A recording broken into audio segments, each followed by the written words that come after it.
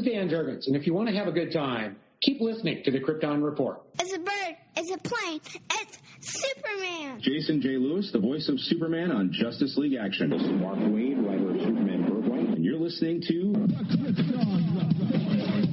the All Things Kryptonian podcast, including Superman and Supergirl. We discuss games, movies, cartoons, TV shows, and comics. Find us on Facebook, Instagram, YouTube, and Twitter. Welcome to the Krypton Report. I am your host, Tyler, the Superman of Blue, and with me, as always, that man from the other part of Ohio, where the weather always sucks, Mr. James Cole, Superman of Red. Welcome. It does suck. It's cold this morning. Yeah. For anyone who doesn't know, all of a sudden it went from 80 degrees to 50 degrees for a couple of days, and the 90 degrees. I don't know if it got that warm a little bit south of me here, but up here by the lake, it was 90 degrees. It's 64 right now in May. Which is still, it's average, nice. But it's nice and I like it, but at the same time, it's May. Like this puts me like in that ooh, fall's coming mindset. I love fall, but it's spring weather, but still it's spring and fall weather. But it's like not when it goes from real hot to when it drops 40 degrees, it gets pretty cold. Your body goes into shock. Like, what are you doing to me? Just drasticness. All right, but we have a lot to talk about. Had some interesting news things happen, so we're going to get into it. We're going to kick off with some TV news. So the CW officially announced that Naomi has been ordered a series. Okay, we kind of thought that, but I guess it's official. And just like my prediction was, Painkiller will not be happening. The spin-off series from Black Lightning is not being picked up, which kind of bums me out in the sense of the little bits they put in the final season of Black Lightning of Painkiller was good, but they did a whole episode basically as a backdoor kind of pilot introduction, which was okay because it worked. It wasn't as forced as, say, it was kind of forced, but anyways, I just hate when you have the last season of a show like Arrow and they take one of those episodes to do a backdoor pilot that doesn't go anywhere. Yeah, it's sad. I haven't seen the Painkiller one yet, so I really don't have any.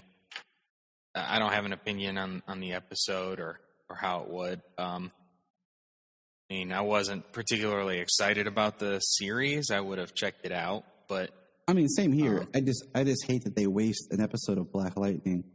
Absolutely. To do this Painkiller backdoor pilot in a show's last season. Yeah, same thing with Green Arrow and the Black Canaries. It was, it was a good episode and could have told an interesting story afterwards. Still hoping they use time travel to wrap that one up, maybe. Like in a Legends Legends episode, just to kind of, so it's a thread left hanging from the series, although it's probably not the only one, but it's probably the most significant one. Yeah. I would say so. It was weird, and I can't remember all of it, but there's a couple things that didn't quite line up, but we won't go down there, because right now, it doesn't matter. Superman and Lois, the final of season 1, will air August 17th. And then the next week, Supergirl premieres. So we had that information, which is nice. I'm hoping we don't have any breaks from now until then. So it should be a good, just straight summer with Superman, which will be neat, Like I was telling you guys before, is like when we started this show, we were going to do it on Krypton and Supergirl, and we did, and then we lost Krypton. Then we picked up Superman and Lois. Now we're about to lose Supergirl, but then we're also going to get My Adventures with Superman. So, all right, we just keep chugging along. And we learned that Superman and Lois Season 2, which was weird because I thought they had announced season 2, but then when I heard it was speculation. But we know that we are getting a season 2, and it'll premiere early 2022. I was going to say, didn't they announce that it was picked up for season 2 after, like, the pilot aired?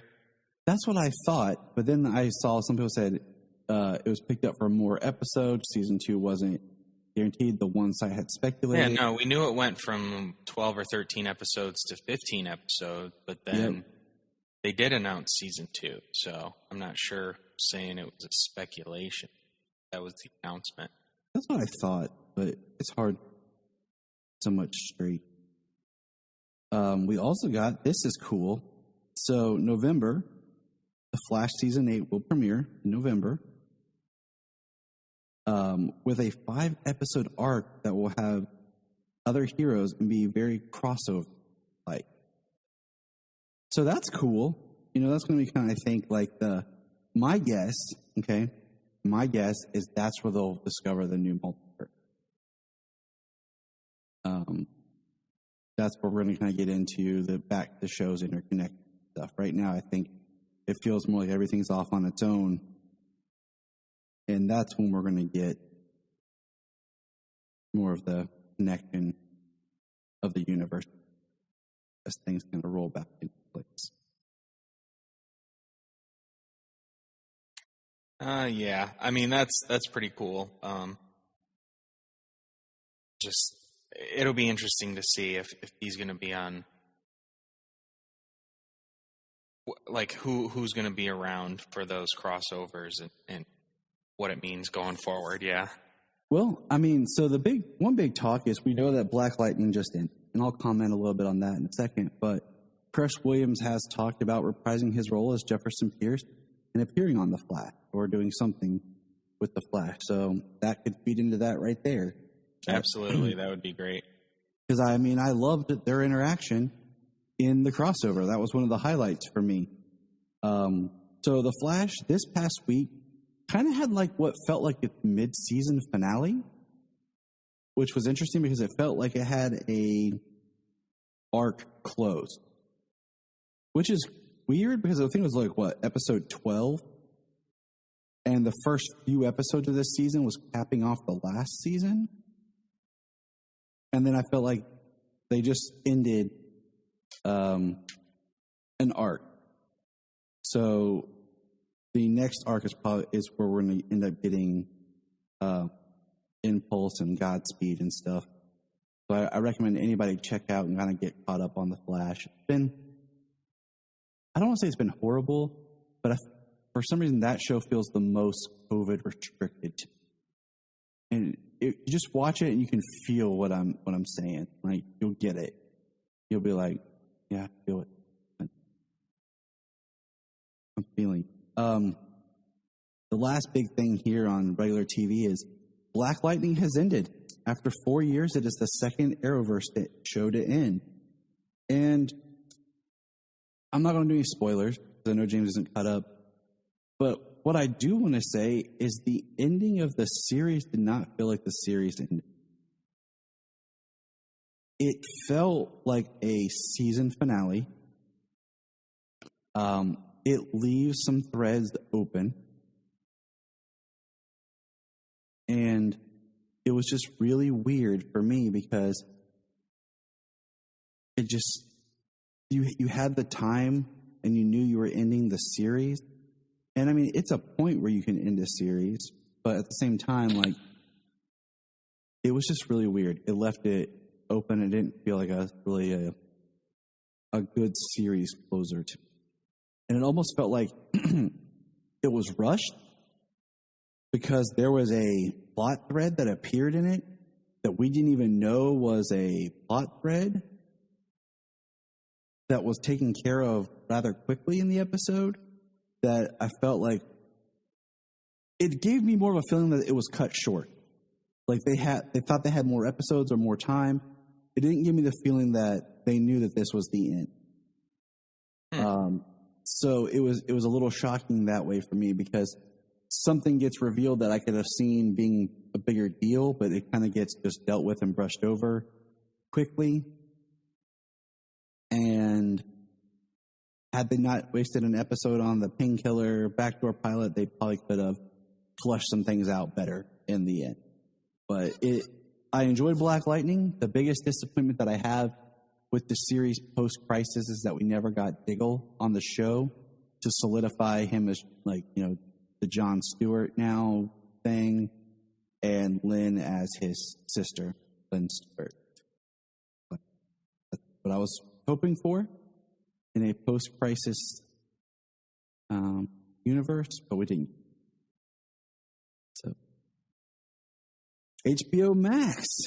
Plugging along here, the Green Lantern show has cast Superman and Lois as director Lee Tolan to be the director, I guess, of the pilot or of the series. So that's exciting, just because I felt that Superman and Lois was done very well from a directing production point of view. No, 100%. And then I got thinking about this. So we know we're getting a Batgirl movie, and I put this out on Twitter. And my thought was, with the Batgirl movie on HBO Max, do you want it to be option 1 or A, in the established DC Universe film series, post-crisis film series, which would tie it to like Birds of Prey? B, do we want to see it as connected to Titans? C, do we want Batgirl to be its own thing? Or D, somehow connected to the Robert Pattinson Batman universe? James, thoughts?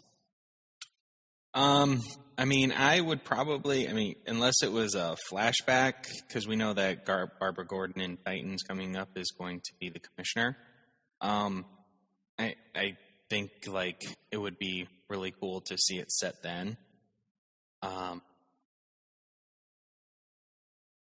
don't know. I could see it a couple of different ways.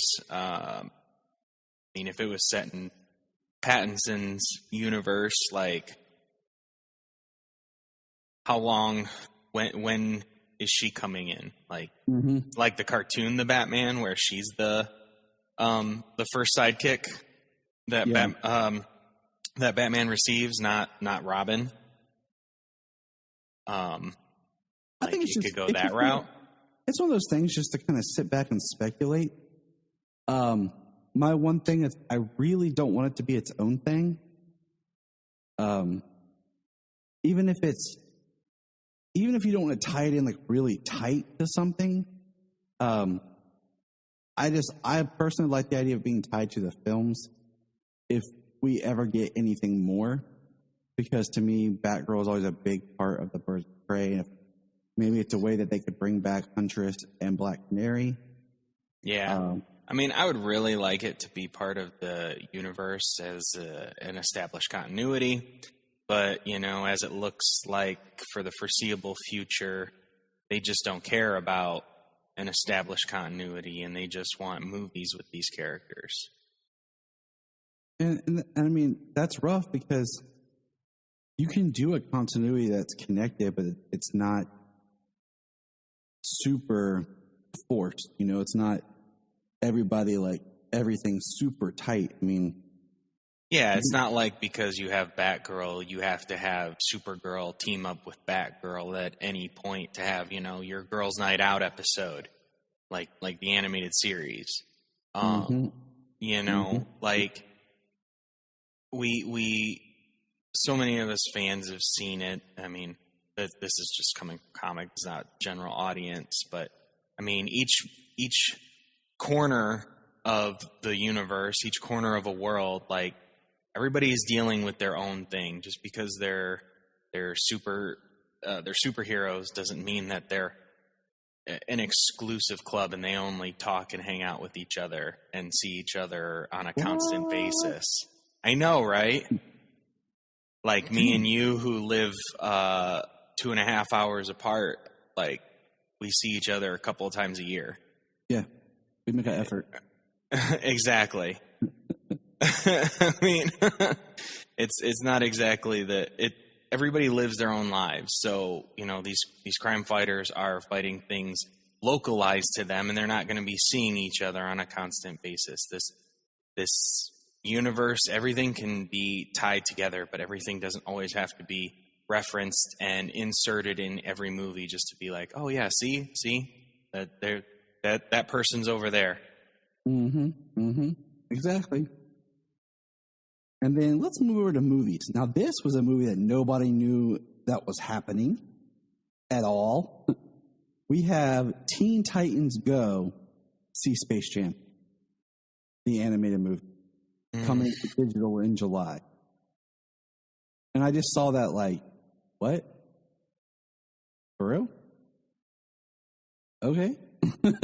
Like, all right. I will check it out because the Teen Titans Go movies have been good. Yeah, me and my kids like them. It's really fun to have fun with your kids watching Teen Titans Go. So, I mean, it's definitely, like I said, it comes out July on digital. I don't know if there will be a physical release from some of the things I had read, but it's going to air sometime on Cartoon Network, I think it was, before it hits the digital release.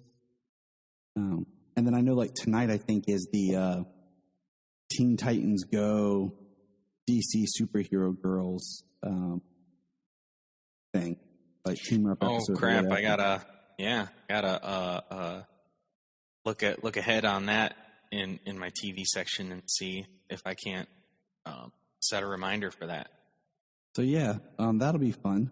And I will try to find that after it airs. But yeah, so Teen Titans Go, somehow the property that just doesn't disappear or go away. But well, because they go everywhere. They go to the movies. They go see Space Jam. They go through the multiverse, fight themselves. I mean, that was epic. I mean, part of it is the show has no bounds. Like it's not really like the continuity. Everything is so loose that you're just like, okay. Oh yeah, everything's completely fluid. Like, I think the skit that we just recently saw of the Jokers, where they all did a different version of the Joker, I think they made Robin Leto just for that reason alone, because Robin is the one who is like the most self-conscious in the show, and he's the one who gets like picked on the most and things like that. So just because that's his character, I think that's why they made him Leto to begin with, and why they smacked him for being Leto and stuff. Yeah. Like, I don't think it was necessarily like trying to trash on Leto per se. I mean, it could easily be seen that way. I just think that they brought him in and used Robin to be him for that reason alone. It was because of his divisive take on the character. So we have a new Teen Titans movie,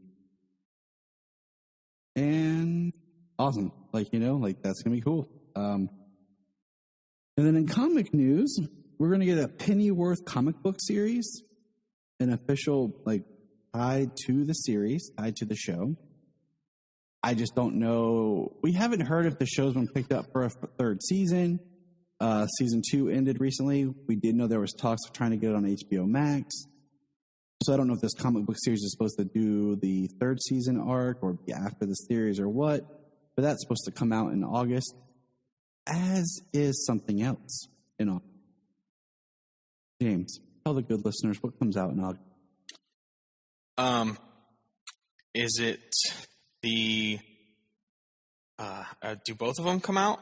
Yep. Hold on, I'm bringing back up the page. Okay, so you just got both of them on there. Wasn't sure. But Superman 78 and Batman 89 comics. And we saw the cover art for and the Batman 89 cover art is awesome. Really awesome. It's the same suit, but it has the Billy D. Williams, Harvey Dent kind of shadowed in the background. And that's exciting. Like I was telling, and it's written by the guy who wrote the script for Batman 89. And I wonder if it'll have any of the beats or themes or whatever was going to be in his Batman 2. If the listeners don't know, was it Sam Hamm, right? Yeah. I believe, yes. Wrote a sequel, and Tim Burton didn't like it, and then went the route of doing that turn. So I'm curious if it will be Sam Hamm writing his script into a comic, or if it's a different continuum. I'll have to look up that story. But that's all the news we got. Kind of a little telling how we're way more excited to see Batman 89 return to that universe than Superman 78. Well, the Superman 78, it looks good. I mean, rest his soul, Tom Mankiewicz is passed. So having the original author for Batman 89 makes me excited, if that makes sense. Right. If it was Tom Mankiewicz writing the comic, I would be really excited. But it's not. And from what I understand is this is supposed to take place after Superman 2. And Superman 3 and 4 aren't happening. That's my understanding. Because we see the Gene Hackman Lex and everything on the cover. So, which I say, I hope that they make Lex Luthor more interesting in the comic than he was portrayed in the movies. Hackman did good and everything, but he was never my favorite part. I enjoy Hackman for Hackman, but at the time that Lex was not really Hackman's Lex is a very weird, because he's not exactly like the Lex of the comics at the time, the just evil scientist, but we haven't transitioned yet into the businessman Lex. Well, that's what I mean. He's not the businessman. I mean, we've seen that. This is actually a chance to get back to the Lex who was the mad scientist, the evil genius kind of a thing. Steer him in that direction as opposed to the billionaire mogul philanthropist that we've come to know. It's a chance to go back to what Lex was and, get away from what Hackman did. I mean, pretty much 3 movies in a row with his version, quote unquote, of the character it was all about land and real estate. What kind, I don't know. That's, yeah, I mean, that's, doesn't seem like too much of an evil plan, kind of, except for when he was trying to destroy part of the world, kill millions of people, so that way land became more valuable. That was evil, of course. But I think Lex can be quite a bit more ingenious than that, than the way they portrayed him 3 times in a row. Yeah. So that is going to be. It's going to be. I mean, I'm getting the book. Don't get me wrong. We'll absolutely. We'll be talking about it. I'm hoping that they do more. We're gonna get to see these characters we never got to see in this universe. Batman 89, be able to see comic book characters in the Tim Burton universe, and kind of the same thing here. We're going to get to see more characters, comic book characters we never would have gotten to see in live action against, Christopher Reeve's Superman, a Metallo, a Mongol. I mean, we may get to see things like that. And, what's a Tim Burton Mr. Freeze going to look like, or a Tim Burton Bane or something? We had some of these characters in Batman 66, and that was really cool to see a translation of those characters into that universe where we never would have gotten to see them. And I've been saying it for a long time, since 66 came out and everything. They should really do these comic books, these universe expanding comic books. Take it back to Batman 89, Superman 78. So I'd like to go back. It would have a nostalgia thing to it that it would bring people over to check them out. Do the George, the Adventures of Superman TV series. Continue that off in a book or maybe even a graphic novel. If you don't want to do multiple stories, would be fun and exciting because they did the Wonder Woman 77, didn't they? Yeah, they had a Linda Carter. They had Batman 66 meets the Green Hornet. They had Batman 66 meets Wonder Woman 77. We were hoping they would bring Superman 78 in just to kind of like group those three together back then. See, but I always think of Superman 78 being with the Michael Bat. Because I always feel like the George Reeve is like the Superman that would fall in with Adam West. Right. And then Superman up with, but Linda Carter can go across both, right? Yep. she can transcend. So you could have Linda Carter, Michael Keaton, and Chris. And you do that. You might as well just throw in, what's his face? I'm drawing a blank all of a sudden. Holy crap, I'm drawing a blank. I'm not sure where you're going, otherwise I'd help. Oh, there we go. Okay. My mind went, but yeah, throw in John Wesley Shipp, Right, with Batman 89. Heck yeah.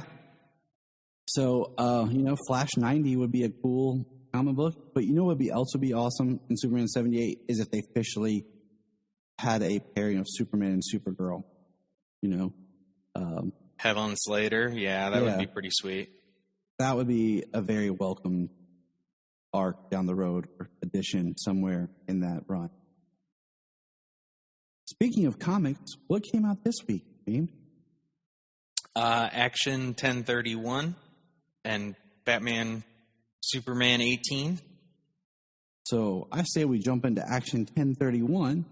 Yes, you haven't got to read the other one yet. I have not. It's literally the next one on my pile. I just didn't get to it. Let's dig in. Superman Action Comics 1031.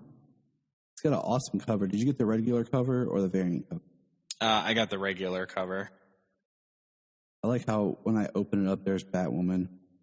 And I like how the last page is one side is Superman and Lois, the other side is Blacklight. Yeah. At least they're really promoting their stuff still. They should. Yeah. Well, on the inside of on the inside of a ton of these covers, you flip it open and the first thing you see is Zack Snyder's Justice League. Big old black and white, just that whole poster right there. They should, because that's promoting their medium. It's so weird now. Okay, I'm just going to go on sideways. You read old comics, how you see advertisements for other things like video games or candy or whatever. And then now in comics, it's just advertisement for other comics, other series, or like I said, the other properties in the different medium, like shows. So it's interesting like that. Well, absolutely. Nowadays there's so many avenues for all this media. There's advertisements for new comics coming out, and then there are different lines too. They're novels, they're graphic novels, they're young adult graphic novels, those types of things. All their trade collections, and like Earth One coming out and Deceased, and heck yeah, they've got and their TV and movies. They've got so many avenues now. They absolutely have to. They're not paying to advertise in their own material. Exactly. It makes me wonder why they don't flip it, and during a commercial break or something, or have some sort of when you're watching the show, come up at, how used to say you're watching a sport, a football game or something on Fox, and at the bottom they'd be they would show a preview for Family Guy or The Simpsons or something coming up after the game or whatever. It would just come across the bottom. Right. it would be cool if it said, like, if you're enjoying this episode of Superman Lois, check your local comic shop, and it would, like, maybe be a graphic novel, like it would reference, or the next issue, you know? So if someone's at home watching, they get some sort of tie into the comic, and it's leading them in a certain way. So they don't just like, man, I want to read a Superman comic, but I don't know what to read. It could be like, they referenced, you know, Superman Birthright. I'm going to go check out Superman Birthright. Right. Absolutely. I just think, you know, having a way to, like, the comics are there, but finding a way to promote the comics and get people to read again.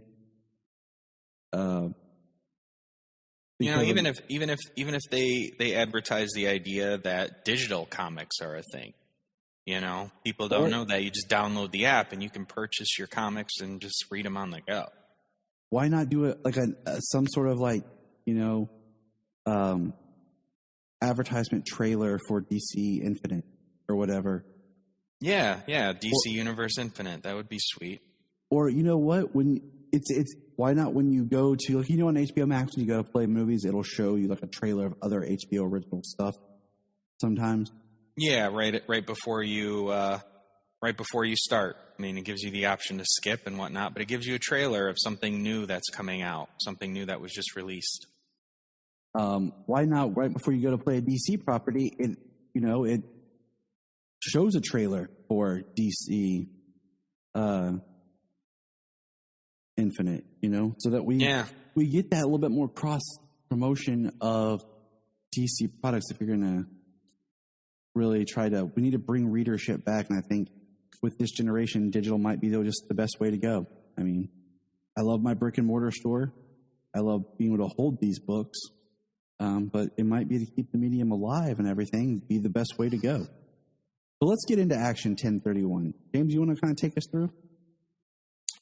So we open Action 1031 where we left off, Superman, right where we left off, so that's nice. No gap in the story here. Superman has opened up the hull of this War World ship, and there are some people who were saying a Kryptonian prayer, or referencing a Kryptonian prayer of some sort. Superman takes out all of these, I believe he calls them Warzoons. They're like attack ships. That's how I said it. Yeah. They were chasing down and like shooting down this. I don't even know what you would call it, like a prison transport ship. And while Superman's taking them down, John is trying to save the ship from crashing, and the ship starts falling apart like piece by piece. And Superman, which is kind of cool to see, you know, because we always see Superman holding something, and just from his little point of pressure on the ship or the plane or what have you, things always hold together. Mm-hmm. Which you know, structurally speaking, we know is not the case. Doesn't take a master's in engineering to know that's not the case. But we just hope that it's Superman's amazement, you know? Right. His biology. Yeah, exactly. It made more sense back in the day when they would talk about Superboy Connor's abilities with his tactile telekinesis, you know? When he touches it, like he's like physically holding it together through an extra ability. But the ship's going down, and Superman saves the Kryptonians out from inside of it, and it splashes down. Turns out that they have the L sigil branded into their hands, into the palm of their hands. He takes them to the fortress, get them some medical care. It's pretty bad too. Says Kellex is doing everything that can be done, but it's no exaggeration to say that they're falling apart, and not from anything that happened to them today. Parasites, black lung, extreme malnourishment, inflammation of every kind, everywhere. stress fractures everywhere, wounds that never healed properly, illnesses that were never treated. These people have endured unspeakable conditions. It's crazy. It's heartbreaking. I do like the Supergirls here. Like, just kind of bringing her into the family fold here. I like that she's there. I like the operation of where the super family is kind of operating as like a team, like a family. Superman, Supergirl, Superboy, John, and not just them always on their own. Oh, absolutely. We definitely need to see more in and out. Like Flash has the Speed Lab at the Flash Museum, and all of the speedsters kind of operate out of there. Like, we have the Fortress of Solitude, and it's expanded so much over the years. It should be like a home away from home, a base of operations for our Kryptonian family. Yes, it should. So we go to the bottom of the ocean where Atlantis is scavenging. Now I don't want. That's not really the right word. Inspecting, analyzing. Trying to figure out what happened, what's going on. Yeah, being underwater detectives. Right. They've laid claim to the wreckage, and they find a power supply, which they say most closely resembles is source. I'm guessing like source energy, source wall, or something. Maybe that is what I thought of when they said that. I thought of the source wall. Yeah, a fragment of the source wall or something.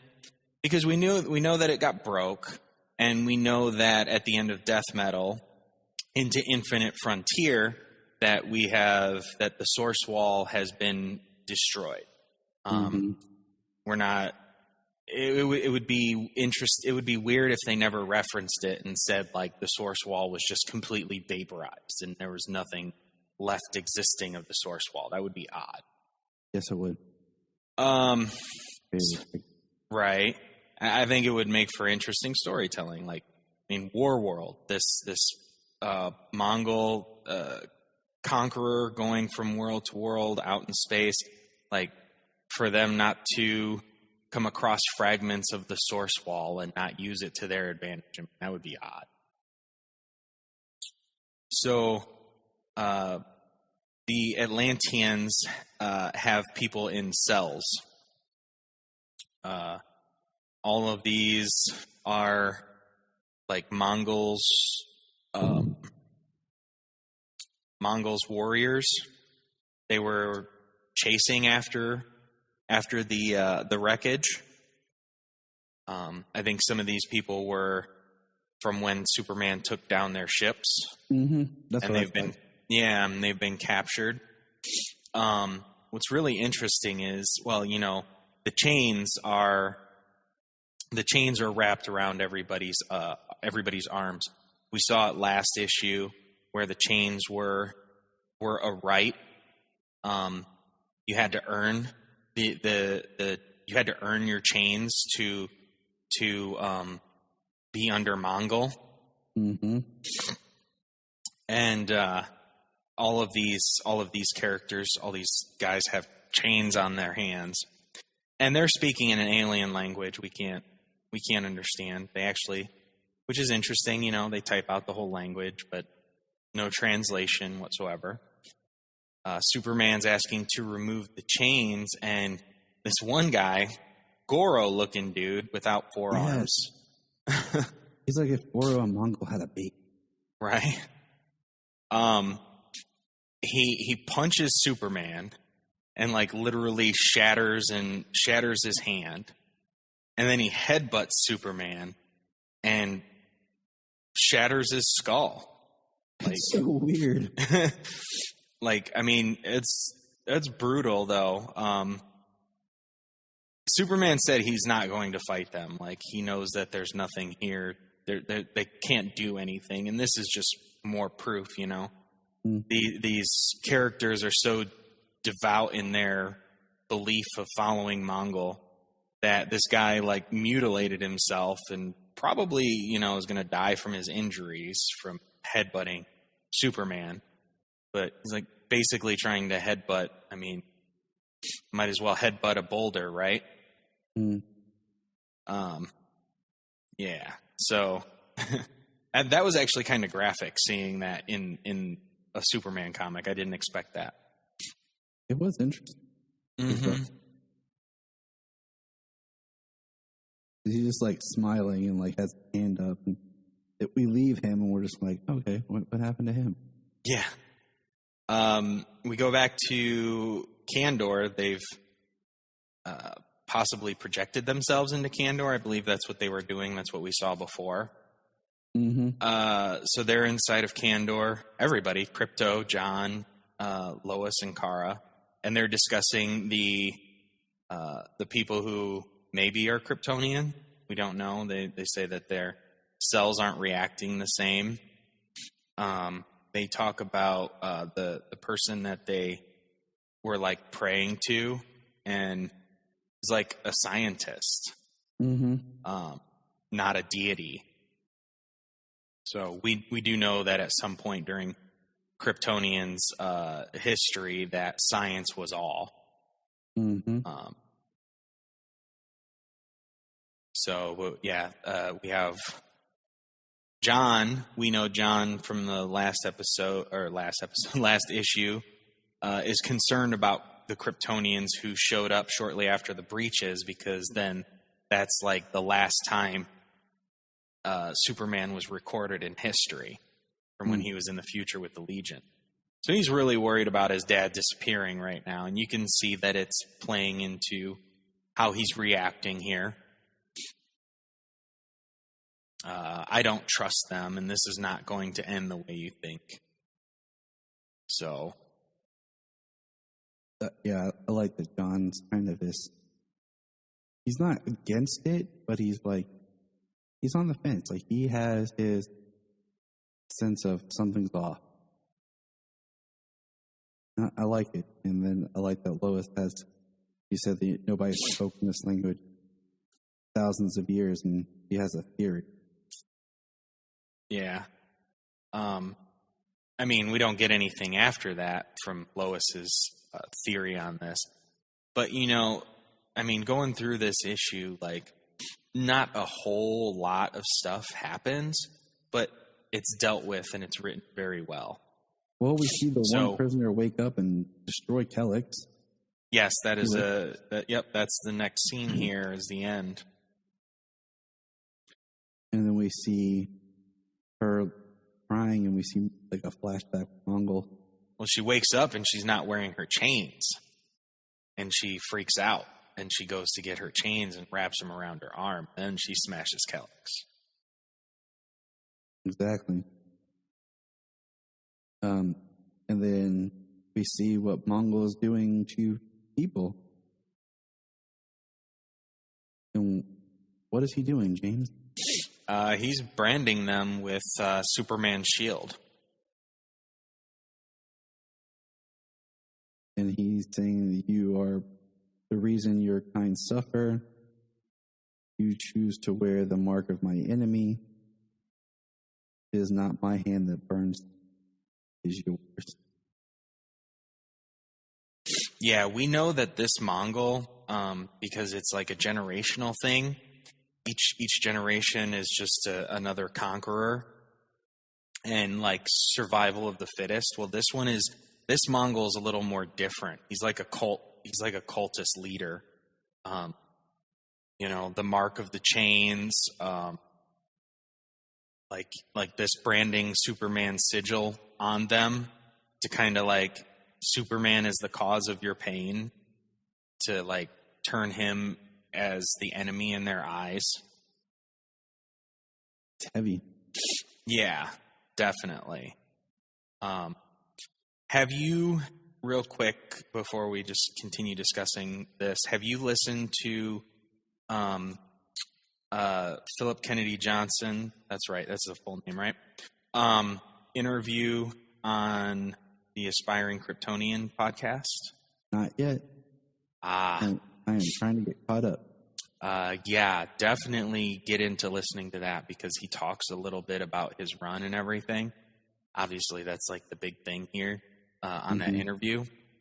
But he gets to talk a little bit about his Superman run and he's going to continue on Action, but he's going to continue on Action when Tom Taylor picks up the Superman book next month or July.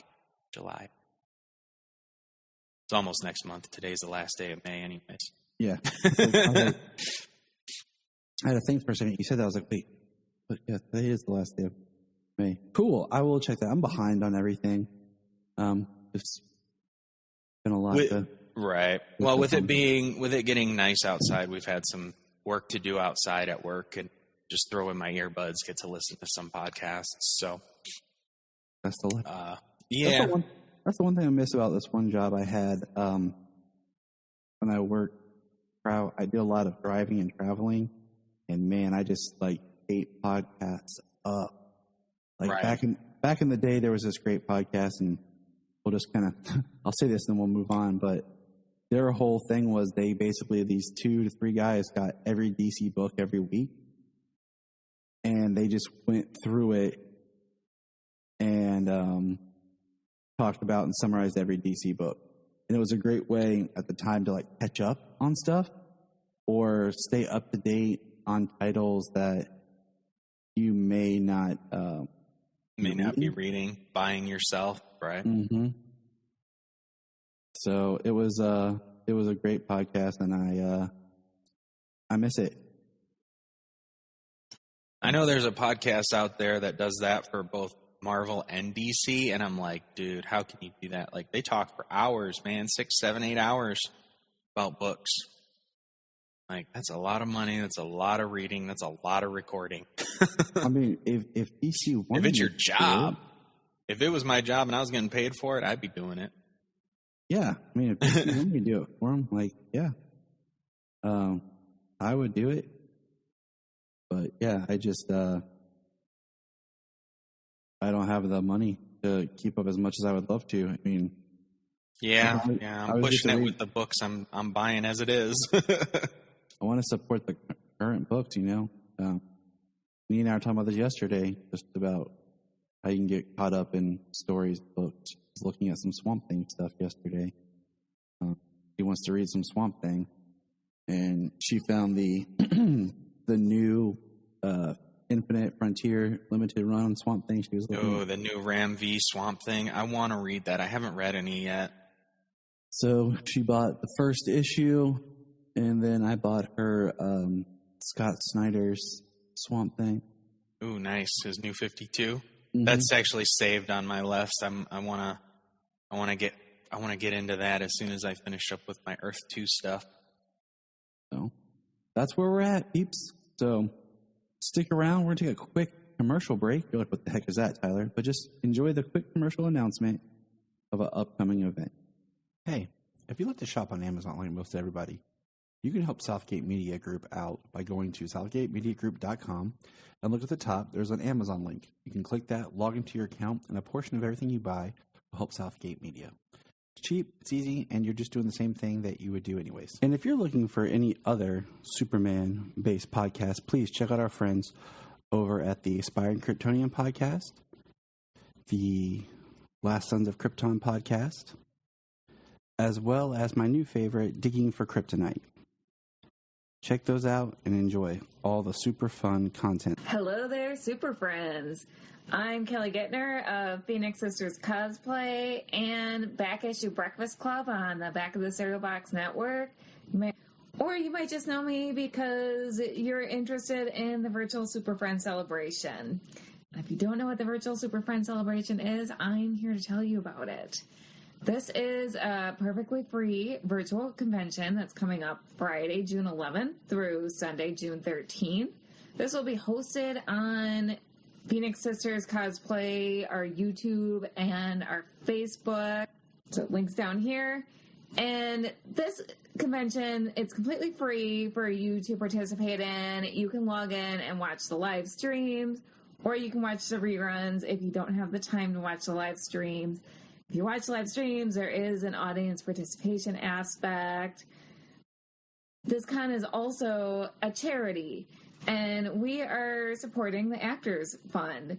And the reason we chose this charity is because the Actors Fund benefits, we're not talking about the blockbuster actors that are bringing in millions of dollars or billions of dollars per film. We are talking about people in the entertainment industry who were hit hard by this last year, or who were hit hard by other hard times. The Actors Fund is there for them. Because raising money for a good cause, and you're getting a whole weekend's worth of entertainment all from the comfort of your living room. So what more could you ask for, really? And welcome back. So now is the time of the podcast where we're going to talk about Superman and Lois. Yay! The show that I look forward to every week. The kids look forward to every week. And this episode, holy cow. Yeah, I'm actually really excited we get to talk about it today, because just tomorrow we get to see a brand new episode due to technical difficulties and around my home here. Tree ripped a line off of my house, and I've been without internet, so we haven't been able to record. Yep, that was like Ohio weather. So what's funny is this episode, Superman, episode 7, entitled Man of Steel. James, I'm pretty sure this is the third thing or fourth thing that we reviewed called Man of Steel. Well, we've reviewed, if I can speak and put those words together, the movie, of course, Man of Steel. We've had the Supergirl episode, Man of Steel. We did John Byrne's Man of Steel. Exactly. We may have even talked of Bendis's Man of Steel back then. Oh, we did. So that would be another one. Man. So this is like the fifth Man of Steel. I mean, if you run out of Man of Steel things to talk about in a Superman podcast, then you've either been doing it too long, or I don't know what you're doing. Yeah, I was trying to see if, like, I was trying to remember. I looked it up just now. In Supergirl season 4, it was Man of Steel. I was trying to remember, was it the Man of Steel or was it just Man of Steel? It was just Man of Steel.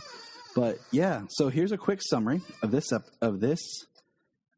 awesome episode of Superman and Lois. Let me pull up this summary here, and I will read it to you.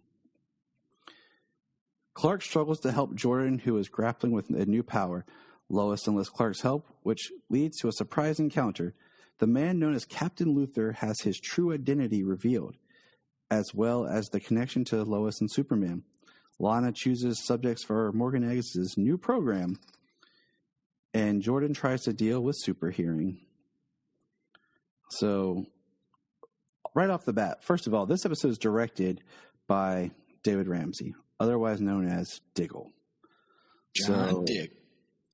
It's cool to see him working behind the camera more, and I think he did a fabulous job directing. So I just want to throw that out there at the start.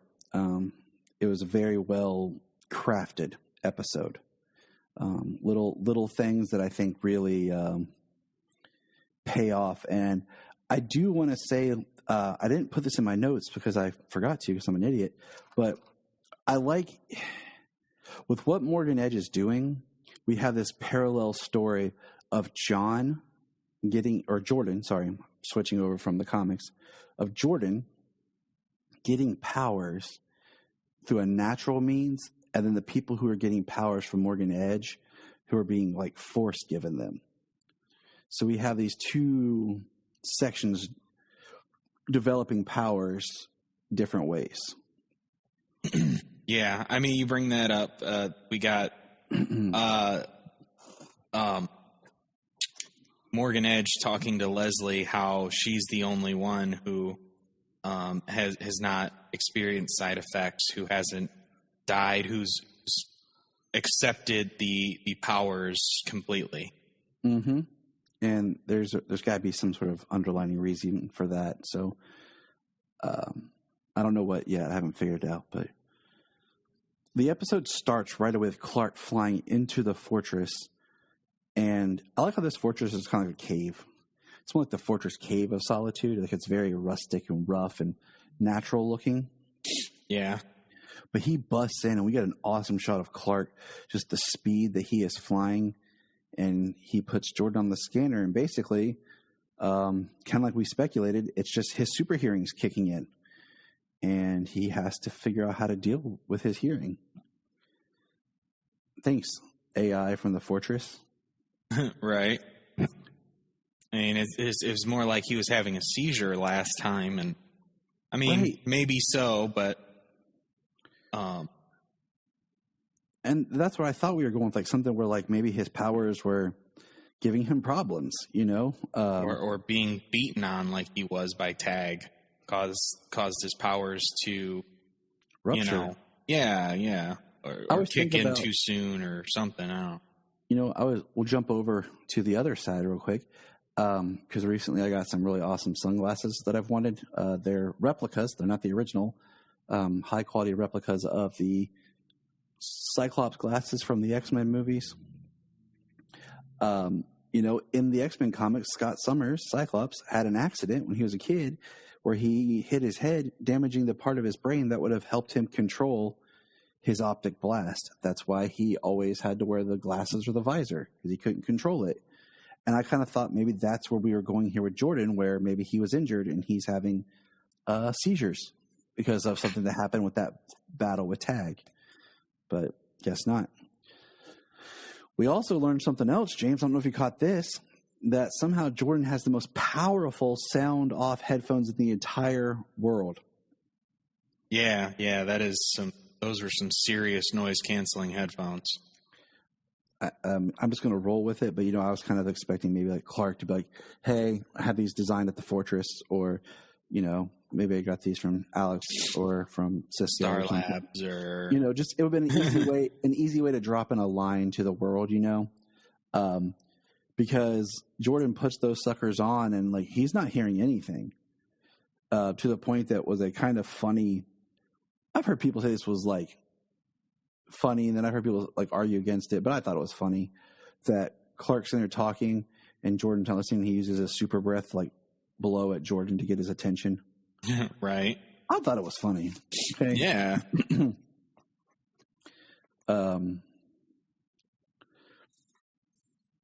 Well, I think it's more like, hey, Jordan, like, I know you can hear me just because you're wearing those. Pay attention. Right. It was, I like I said, if I was a dad, I'd do it too. I'd be like, kids. You know, our next big beat of this episode is we have Lana and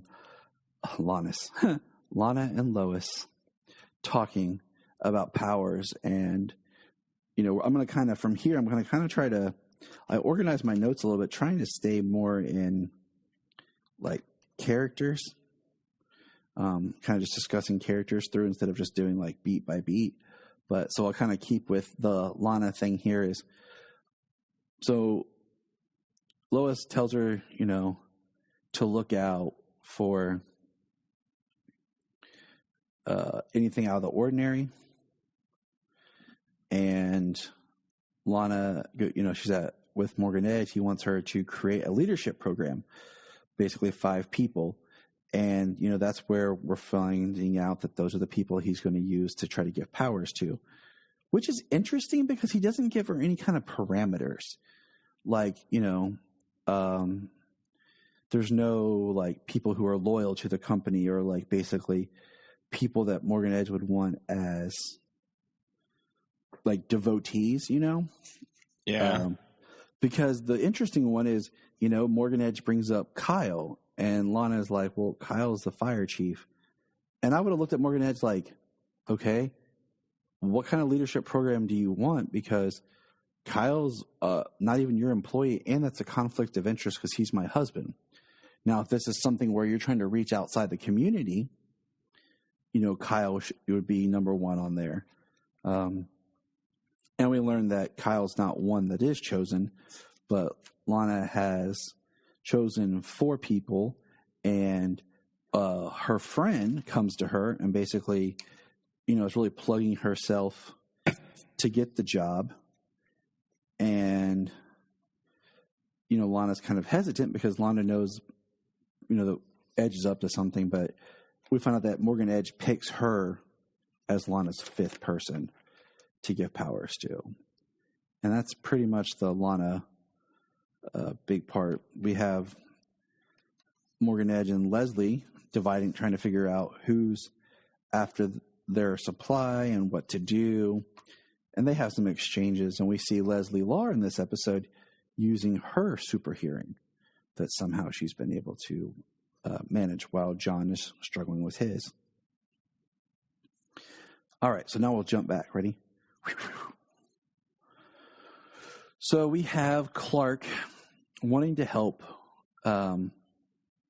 Jordan, and they say, Jordan can't go to school. Clark mentions it took him a couple of weeks to figure out his hearing.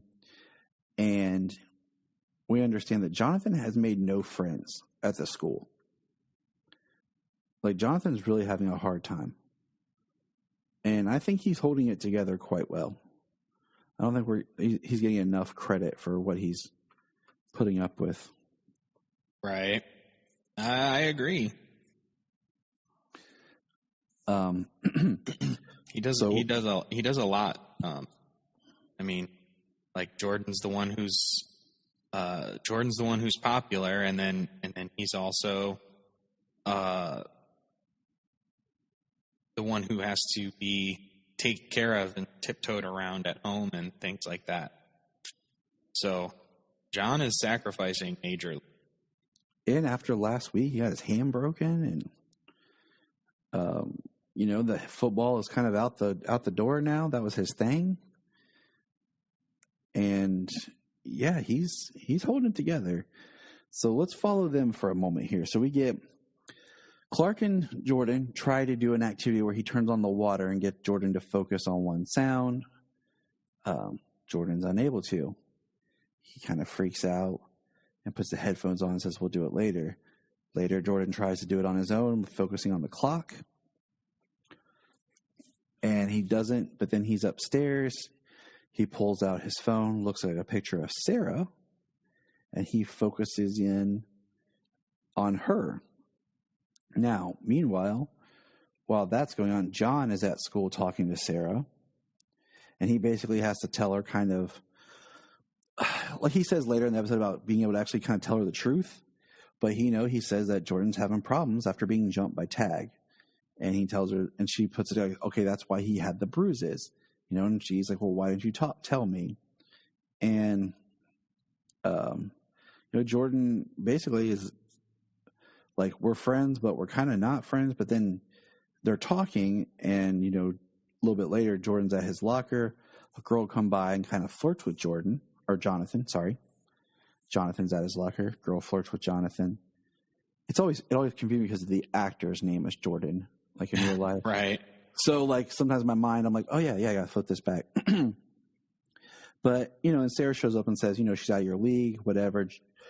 Jonathan's just talking to her, just being a friend. And, he's trying to say, hey, I'm here if you want to talk to you. Like, you're the only person around who feels like legitimate, like a real person. Well, meanwhile, Jordan, that's when he keys in, and he gets, like, super jealous and punches the wall because he thinks John is trying to steal his not girlfriend girl. We jump ahead, just following these two for a moment here. But, Jonathan comes home. Jordan confronts him about it and says, well, he's basically like, are you spying on me? Why are you spying on me? I was just talking. John goes off on him, and then Jordan starts to get his headache. John, punches the side of the wall to get Jordan to, basically have problems, and he leaves. And we'll put a pin on those two right there. Now, we'll back up. All right. Now, Lois. Before we move on, just that point of, are you spying on me? How mad were they both when Clark was spying on them? And then just 4 episodes later, Jordan's doing the same thing. Right. Exactly. And that's what Jonathan's trying to be like, hey, bro, what are you doing? Right. And Lois finds the picture of the real Marcus Bridgewater, He was an older guy. So they basically say, all right, who is this guy? And the stranger, we see we him. know as Captain Luther for now. Yep, I'm going to refer to him as the stranger. It's easier as I go through here. His AI is at 30%. And what we do is he has a flashback where we see that him and Lois are married in Metropolis, and they have a daughter. Daughter named Natasha. Natbug. Yes, they call her Natbug. And we see evil Kryptonians attack the city. And there's 4 of them. So my thought is here, one, this could have been a great place for a Kara cameo, even if they repurposed like footage from like Elseworlds or something. Like, could have been just neat to see her, but whatever. Right. And my thought was, okay, are these Kryptonians made by using XK? Because I feel like that's kind of the thing here is like the XK was used on his Earth, and that's why he's kind of here, because an army's being built here, just like maybe Morgan Edge did it there too. That's kind of where I'm leaning more so than there being like actual other Kryptonians. That's what it seems like, yes.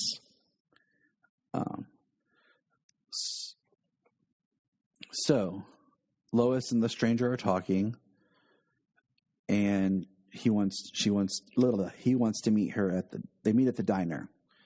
So they're having a meeting while they're talking. She's asking him, like, who are you? And he's basically like, I can't explain who I am. Clark is in the trailer. When Clark sneaks into the trailer, the AI comes on and calls him Captain Luthor. So right there, that tells us that the AI cannot distinguish who it's communicating with. Yes. While Lois and the stranger are talking, the stranger says he wants to speak to Superman. Then Chrissy calls. Edge is moving, is on the move. Lois. Jeez, L's and me today. Lois is on the move. She decides to leave, and when they get back in the truck and they're talking, they decide they're going to follow the shipment. And then I found this funny because the stranger gets back on his ship. The AI tells him that there was an intruder, shows him a picture. And he says, oh, that's just Lois's husband. He's not important. Yeah. So that made me chuckle because like, oh, okay, he doesn't know that Clark Kent is Superman. So cool. Yeah, like it still works. It's still working. So they're driving, and this is probably one of the coolest scenes. Clark uses his vision to look ahead. He sees guards. Then he looks farther, and he sees the stranger ready to take down the shipment. So Clark flies out of the truck, turns into Superman. And we had to watch this scene twice because Solomon didn't catch it the first time. But he swoops in, grabs the van full of armed guards, takes them to the desert, drops them off on a rock, and flies back. Mm-hmm. And when he flies back, he gets back into the truck. And he's Clark again. And I was laughing so hard when he just dropped him off. Solomon was like, what? What? So we had to back it up, and we're like, okay, watch the truck, buddy. And then he got it. He's like, oh, that's so cool. So when they get back, we see that the stranger basically has some really cool device that he throws, and it blows the back of the, truck open, and they pull out the little thing of XK. So real quick, James, did you notice something weird when he pulled out the XK? Did I notice something weird? Yeah, like Clark didn't react. Oh, he tried to look into it and he couldn't see into it. But when they open it, Clark doesn't react to it. Yeah. There's no adverse reaction. Yeah. So that makes me wonder something else I'll bring up as we get into it. we get another flashback. This is where we see him and his daughter in her bunker hiding, and Lois is reporting. She's a TV reporter, and she starts talking about kryptonite. That's their weakness, and that that's how we can kill them. And basically the Superman then kills her. So that sucked. And then we see, so the stranger is going to have a meeting with Superman. Lois and him had talked. He asked Lois if she trusted Superman. She says yes. It's my life. And he's like, that's what I thought. So the stranger gives Lois the XK. Lois asks Clark to run it to the DOD because it has fingerprints on it and everything. So Lois then is at her office working. And we get a montage with the stranger while he's building something like a glove in his current workshop, working with his RV to install red solar lamps. It cuts back to him and his daughter working together, building the suit that we saw him with at the beginning. And they reference, just to kind of keep in continuity, I'll say that this is a little bit later, but it's a line that I think you had missed. But the last flashback with his daughter states the AI is still set for Lex Luthor. And so that explains that why the AI is calling him Captain Luthor. Yeah. That's I did miss that the first time I watched it. So Superman shows up, and I feel like Superman landed a little too hard. You know, this isn't supposed to be confrontational, but he kind of just comes down like, Lois finds out the stranger's not on the family tree. A lot of intercutting here, but we're kind of doing it, trying to keep it as clean as possible. The DOD reports the prints on this guy is a guy who died 6 years ago. 6 years ago. And what is this guy's name? John Henry Irons. Freaking steal.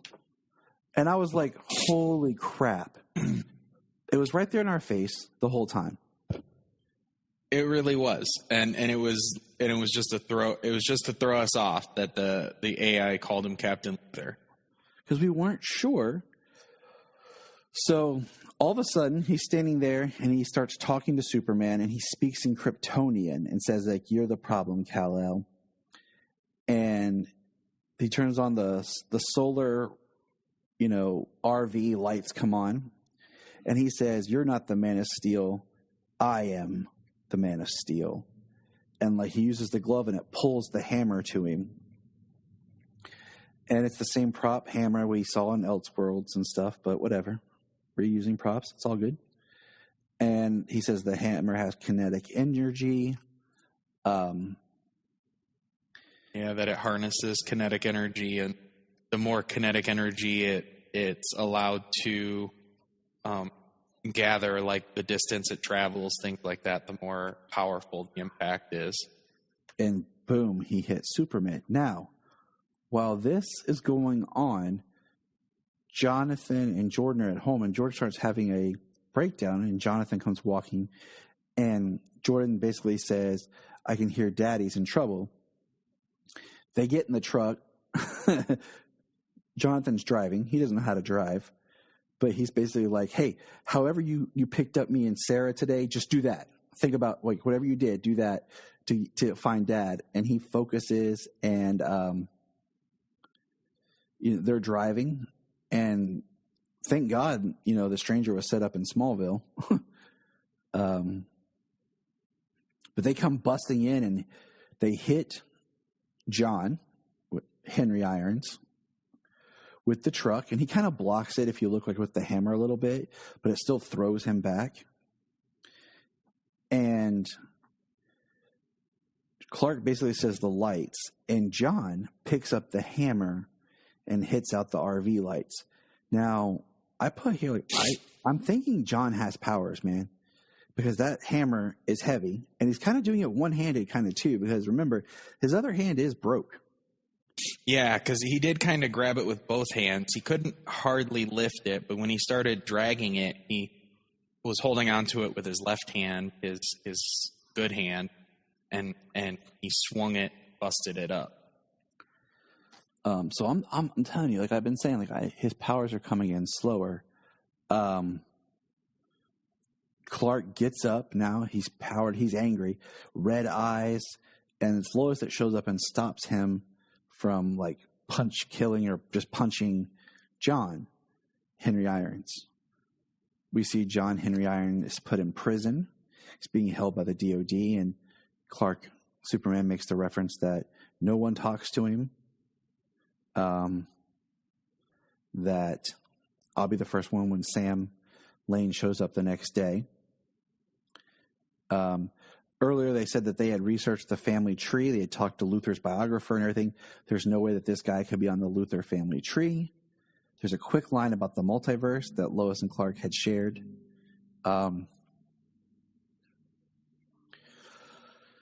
They have a discussion, Clark and Lois do, about telling the boys everything. You know, and so they go upstairs to talk to the boys, and John and Jordan have basically made up. And they're going over like, oh my gosh, like that was so cool when I drove and like you did this. And Clark kind of gives them a speech, but then thanks them, you know, for what they did. And they ask about who that man was, you know, and they start telling what they know. And that's during this cutaways when we see the scene where it says AI is still set for Lex Luthor, and we haven't finished the hammer. And then John and Nate look together and go, forged in fire, strong as steel. And that brings the episode to a close. It was a great episode. But here are my thoughts. Now, I'll hold mine for a moment. I'll let you go. What are your thoughts? Just kind of, in general, wrapping up thoughts. Speculation. What? Well, I mean, I was stoked to see that we're finally getting Steel. It's kind of awesome. I mean, it's great to have Steel. We've been wanting this character to come into any one of these shows for a while now. It is somewhat, I guess, disappointing that he's a villain, but otherwise they've done a really good job. I like the little twist that they gave us.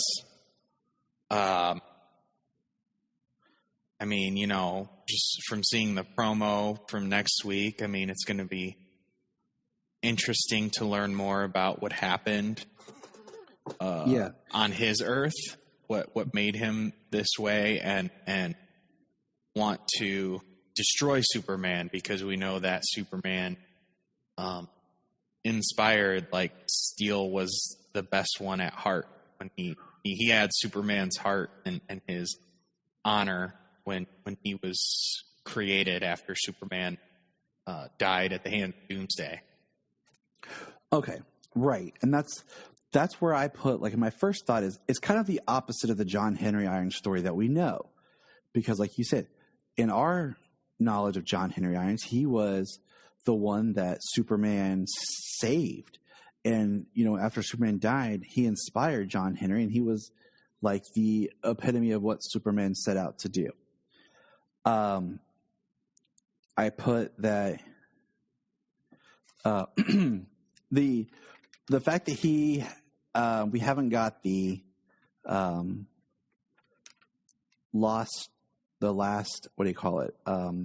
episode that kind of tells about his story from his planet or his Earth of what all happened is interesting. It's only episode 7, okay? So I feel like we have enough time to give him that redemption arc that, you know, he'll come back and it'll be like he teams up with Superman to fight the Kryptonians that Luthor has. But what I don't like the Lois marriage. It made more sense when we thought it was Lex from another Earth, because that is something that's happened in the comics. But then I feel like having Clark and married to Lois and having him Lois, it's always going to kind of be there. So we might not get to see the really Superman and Steel friendship, partnership that we want, because you always have this awkwardness about Lois. Now,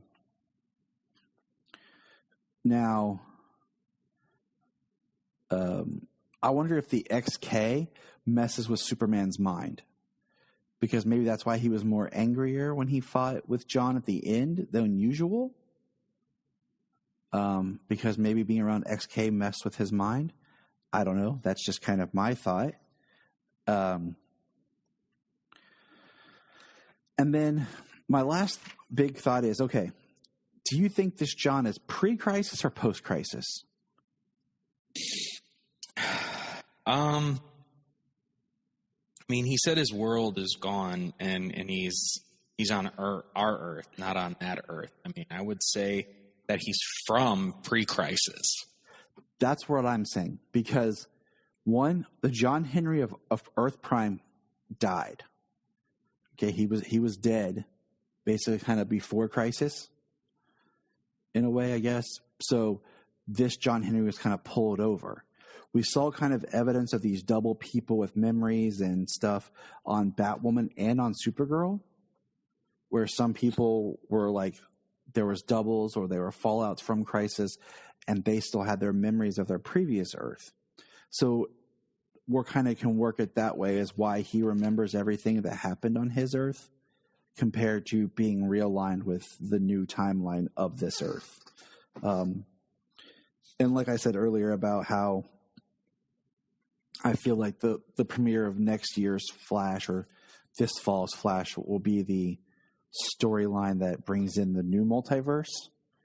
I don't think that this John Henry is from the new multiverse. I kind of was waiting, hoping that maybe we would see like in one of the flashbacks or something with John and his daughter, like when he talks about he's going to fight Superman, we would have saw some red in the sky to just kind of tip us off like, but we'll see if that comes up in a future episode. But, right. But yeah, I mean, like I said, the whole him married to Lois thing, that kind of bothers me just because I feel like it just makes it that much harder to really make him and Superman become friends. Because, how arrogant is he that he just assumes that what happened on his Earth is going to happen on every Earth, that Superman is the same on every Earth? Did he investigate the John Henry Irons of this Earth to learn that he was dead? Don't know. We'll have to wait and see, because it's one of those things like I like that it's Steel.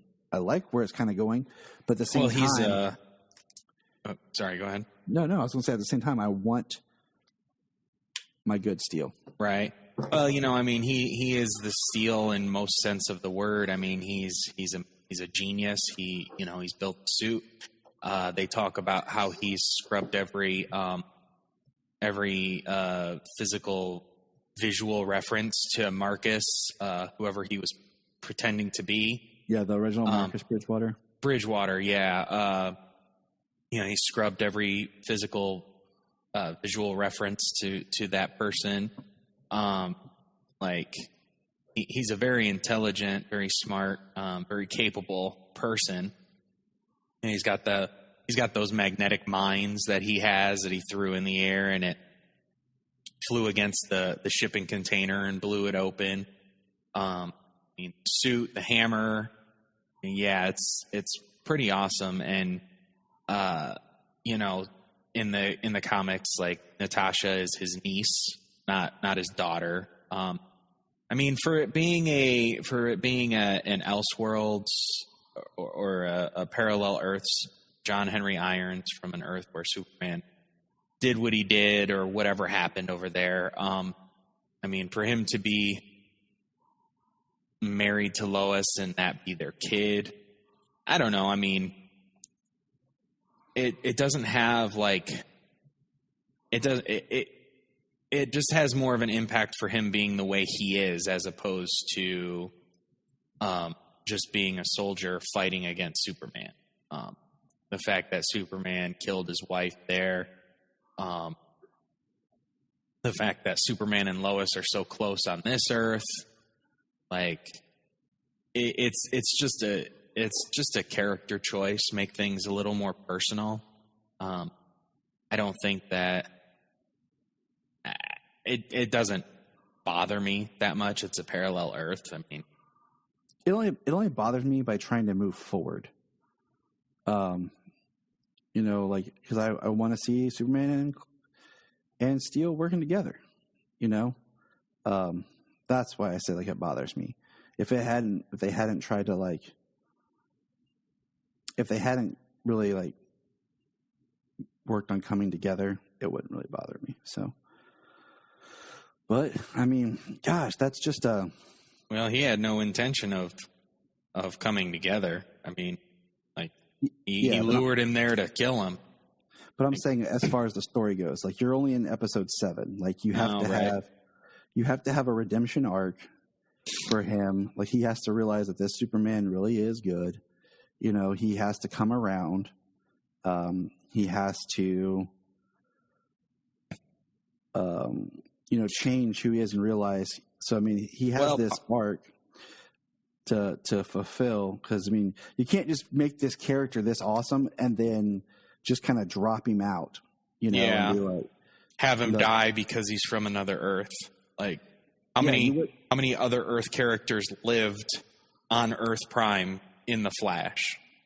Right. You know what I mean? And like I said, we're not even halfway through, the season yet. So right. No, I can see that, but I can also see that Lois, being her and having the trust in Superman that she does, could have the impact on him in his redemption arc. You know what I mean? Mm-hmm. I mean, just the fact that he cares about her and learns to trust this Lois, and this Lois trusts Superman, maybe that has some kind of impact. Maybe that's about all I got. It's got to, like, you know what I'm saying? Like, yeah. Otherwise, why would they have been married? So that's just my thing, is like, I want to see just him and it all kind of work out, like I want to see Superman with Steel saving the day. But that's all I got right now. Anything else you want to add or think right now, or we're going to head on out of here and go about our lovely day and get ready for tomorrow's episode? Yeah, definitely. It was great. I thought it was a really good episode. I was stoked when I saw who it was, and I sent you a message. It was John Henry Beepin' Irons. It's like, yeah, man, that's awesome. Yeah, as soon as they said that, I jumped, and the kids were like, "What, Dad? What?" And I'm like, "It's Steel." Right. So yeah, it's awesome. So looking forward. The show is great. Always, it has been every episode. And I'm looking forward to more. Can't wait for tomorrow. Look